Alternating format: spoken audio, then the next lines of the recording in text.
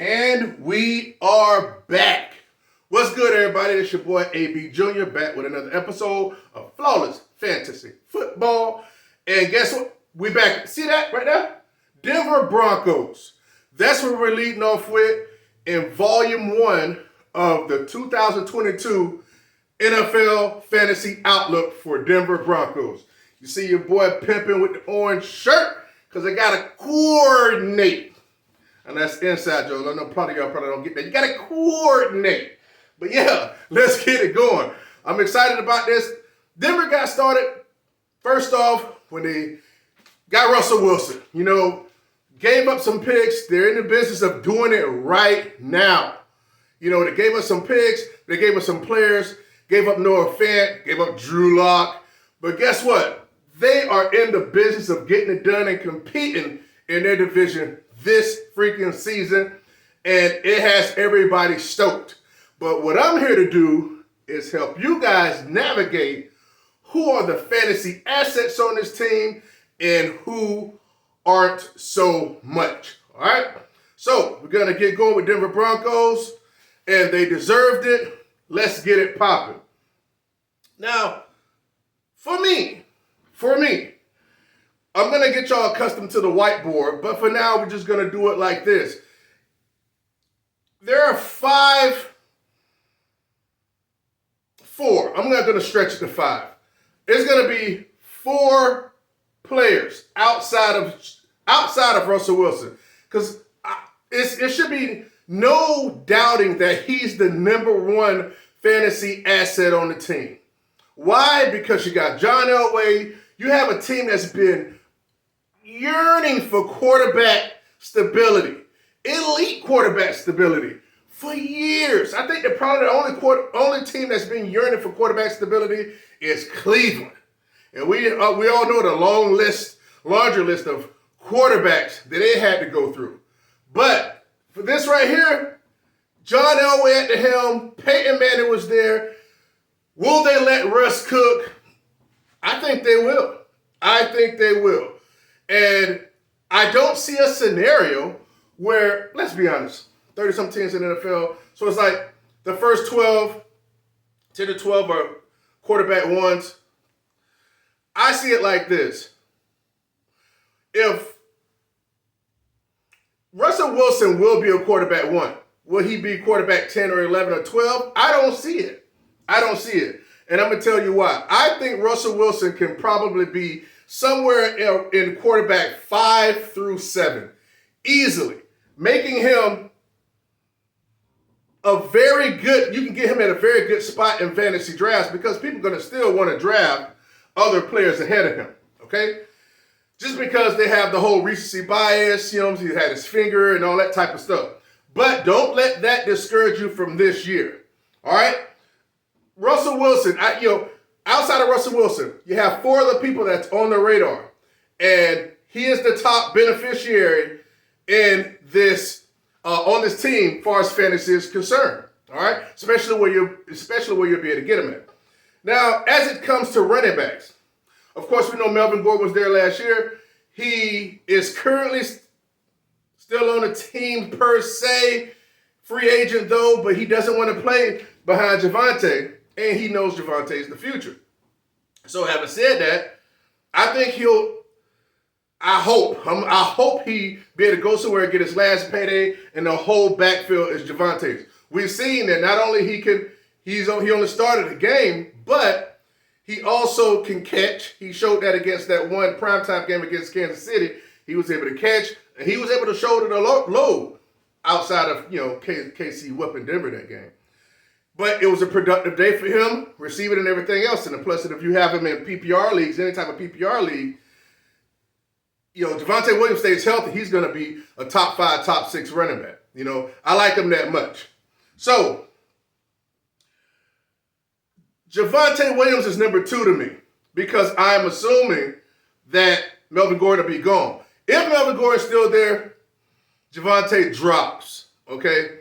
Because then he's only part-time player splitting the backfield, and I don't put him above these other players.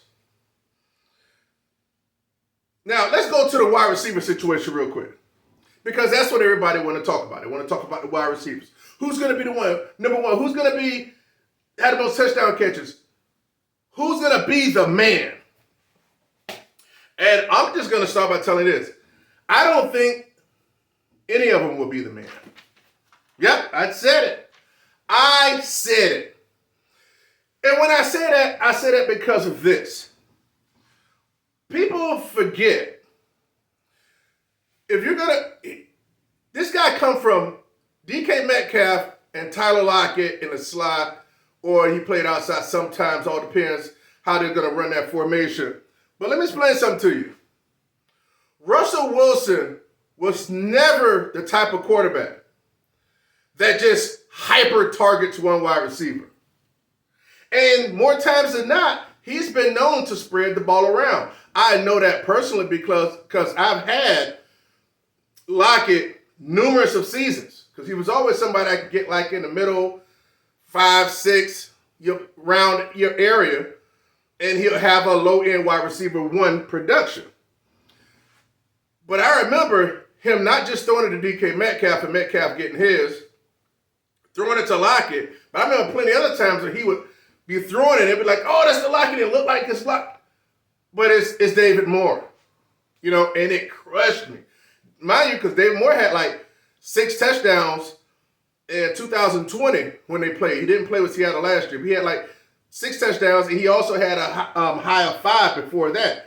Russ spreads it around. Oh, that's on top of throwing it to tight ends and stuff too, because he's been able to do that as well.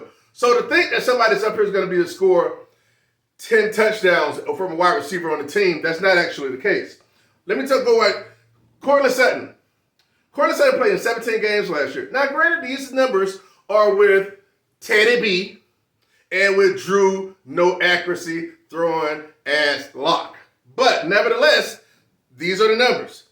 Courtland Sutton played in 17 games. He had 98 targets, which is not, for 17 games to only have 98 targets. Now, granted, the quality of targets weren't great.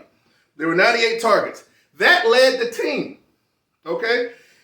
58 receptions, 776 yards, 2 touchdowns. 2. Second in receiving was Tim Patrick. He had 85 targets, 53 catches, only 5 less than Sutton, 734 yards, and 5 TDs. So he had 3 more touchdowns than Sutton, and he played in 1 less game because he played in 16 games. Then you have the heralded Jerry Jeudy.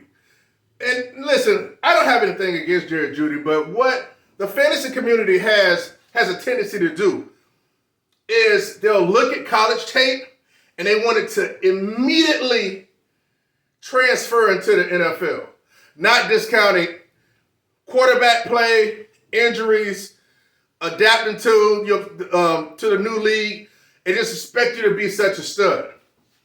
That didn't happen for Jerry Jeudy. He got hurt week 1, and he missed 6 games in the season. He missed like a month and a half. He came back, and his stats ended up with 56 targets, 38 catches, 467 yards, no TDs on the year, and playing 10 games. No TDs on the year and playing 10 games. Make no mistake about it, everybody. There are 3 wide receivers on this team. On a team that's very good and supposedly elite, and really don't want to be, contrary to what everybody thinks, Denver isn't going to want to play shootout with these other teams. They're not going to want to shoot it out with Kansas City. They're not going to want to shoot it out with the Chargers. They'd rather let their defense keep the game close, or that they have a lead and run the ball. Now, will Russ still throw the ball and get crazy and do his thing? Yes.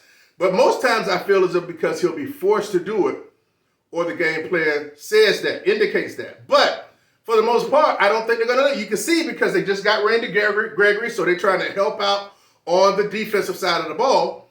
So that lets you know they're not in the business of just being half-ass on defense, okay? So just keep that in mind. Don't overdraft Jeudy. Don't overdraft Sutton. I'll be honest with you. If you were to pick anybody on this wide receiver squad, I'd say pick Patrick in around what, 12, 13, 14 or something towards the end of your draft. Because if Sutton or Judy gets hurt, he automatically get elevated to one of the top 2 wide receivers. And if you never know, they might, because they got rid of Noah Fant, they may play 3 wide receiver sets more.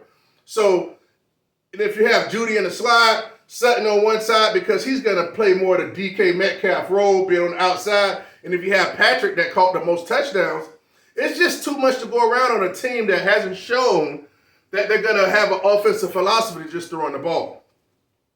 You know, so, and like I said before, with their defense, I just wouldn't bet on that.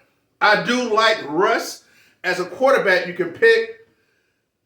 When I say mid to late, I mean after 7 or 8 quarterbacks have been picked. You know, then it'll be probably be about his time to get picked. But you don't have to pick him early.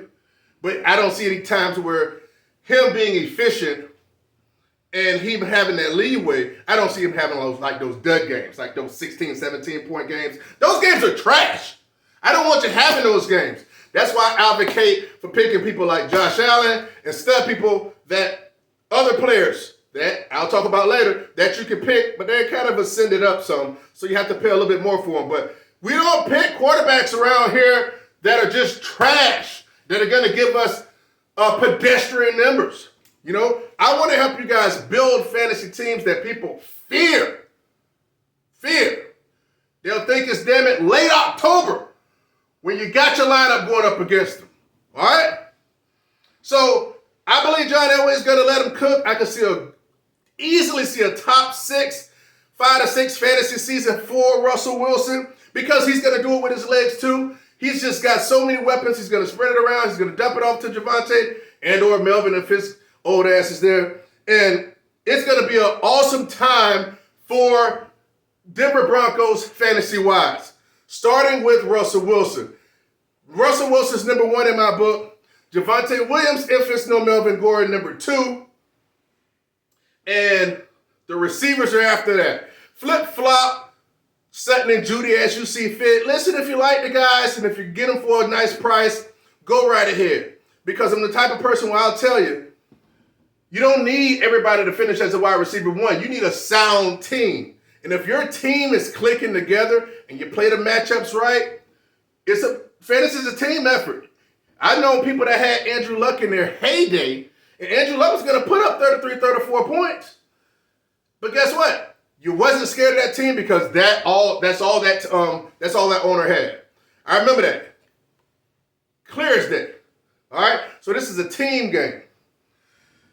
So I'm excited about the Denver Broncos. Congratulations to them, their organization, and all the fantasy implications starting from this day forward.